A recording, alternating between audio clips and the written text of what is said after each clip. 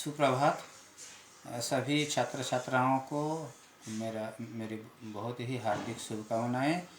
आज हम लोग वर्ग 3 के हिंदी पाठ्यपुस्तक की जो पहली पाठ है उसमें एक कविता है। शीर्षक का नाम है हम सब सुमन एक उपवन के। इस कविता को हम लोग सुंदर ढंग से स्वसर पाठ करने का प्रयास करेंगे और तत्पश्चात इसमें निहित जो भावार्थ है उसे समझने का प्रयास करेंगे। चलिए अब हम लोग पढ़ते हैं कविता को। हम सब सुमन एक उपवन के, हम सब सुमन एक उपवन के, एक हमारी धरती सबकी जिसकी मिट्टी में जन्मे हम। मिली एक ही धूप हमें है, सिंचे गए एक जल से हम। पले हुए हैं झूल झूल कर, पलनों में हम एक पवन के। हम सब सुमन एक उपवन के। फिर से दोहराते हैं। हम सब सुमन एक उपवन के, एक हमारी धरती सबकी जिसकी मिट्टी में जन्मे हम। मिली एक ही धूप हमें है, सिंचे गए एक जल से हम। पले हुए हैं झूल झूल कर, पलनों में हम एक पवन के। हम सब सुमन एक उपवन के। अब अगला जो स्टैंजा है कविता का। रंग रंग के रूप हमारे अलग अलग है क्यारी क्यारी, लेकिन हम सब से मिलकर ही इस उपवन की शोभा सारी। एक हमारा माली हम सब रहते नीचे एक गगन के। हम सब सुमन एक उपवन के। फिर आगे कहते हैं कभी। सूरज एक हमारा जिसकी किरणें उसकी कली खिलाती, एक हमारा चाँद चाँदनी जिसकी किरणें हमें नहलाती। मिले एक से स्वर हमको हैं भमरों के मीठे गुंजन के। हम सब सुमन एक उपवन के। कांटों में मिलकर हम सब ने हंस हंस कर है जीना सीखा। एक सूत्र में बंधकर हमने हार गले का बनना सीखा। सबके लिए सुगंध हमारी हम श्रृंगार धनी निर्धन के। हम सब सुमन एक उपवन के।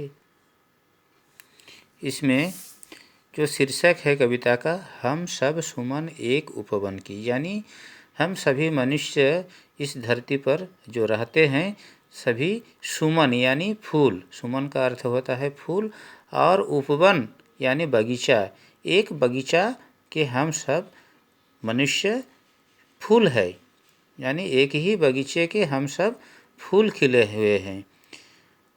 हम सब सुमन एक उपवन की, एक हमारी धरती सब की जिसकी मिट्टी में जन्मे हम। इस धरती पर हम लोग पैदा हुए हैं और एक ही धरती के जो है उपवन यानी बगीचा रूपी जो उपवन है इस धरती, इस बगीचे के हम सब फूल है। मिली एक ही धूप हमें है, सिंचे गए एक जल से हम, यानी सूर्यदेव जो किरण प्रदान करते हैं सबके ऊपर समान रूप से रोशनी प्रदान करते हैं, भेदभाव न रखते हुए सबको समान रूप से प्रकाश की किरणों का से हम सभी सींचते हैं और एक ही जल से हम सींचते हैं, हम पीते हैं। अपने दैनिक जीवन में जल के प्रयोग से हम लोग अपना जीवन जीते हैं।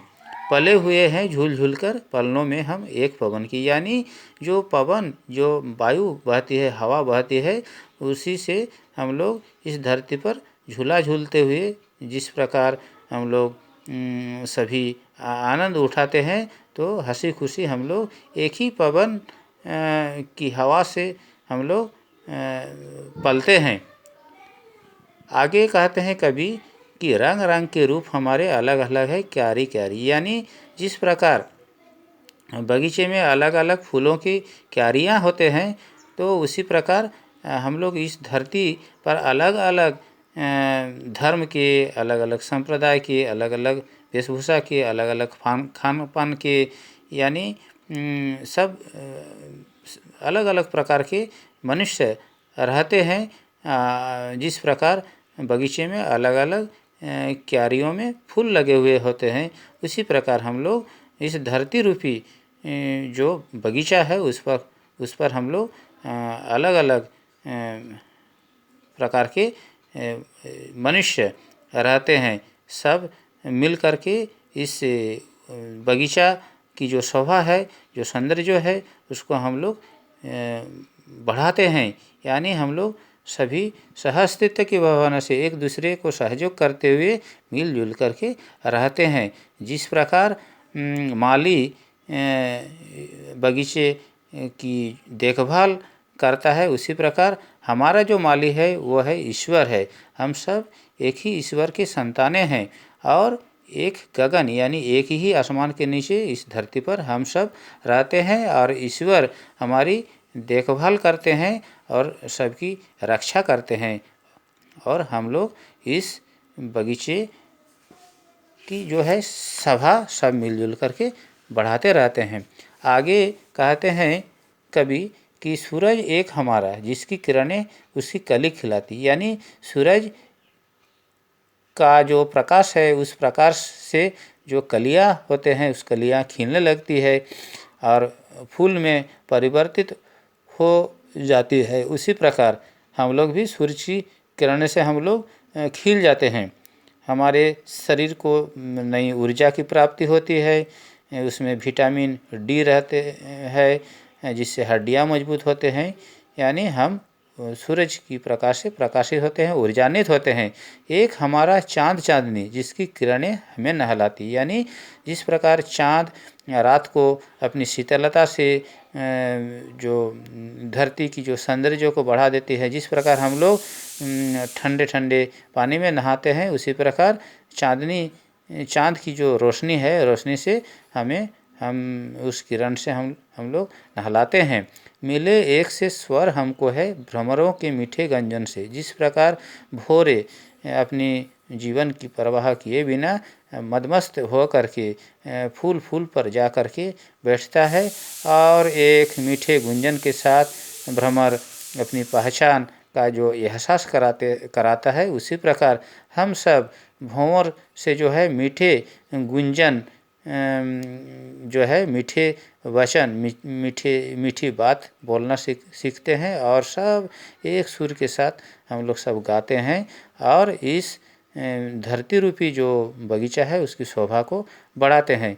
और आगे कहते हैं कभी कि कांटों में मिलकर हम सब ने हंस हंस कर है जीना सीखा। जिस प्रकार